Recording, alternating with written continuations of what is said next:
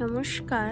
আজকের কবিতা জন্মদিন, কলমে আবুল হাসেম, পাঠে আমি অন্তরা রায়চৌধুরী। হাজারটা জন্ম একসাথে হয়তো হবে না চলা, তবুও চাই ভালো থাক আমার প্রিয়রা। হয়তো দূরত্ব অনেক আমাদের, কিন্তু মনের খুব কাছেই বাস আমাদের। এক আকাশের নিচেই থাকি, এই সান্ত্বনায় বাঁচা। হয়তো অমিল হবে অচিরেই, জানতেও পারবো না। সব পৃথক হবেই অনাবেশে ওই সমুদ্রে। ফিরে আসা হয়তো আর হবে না কখনো।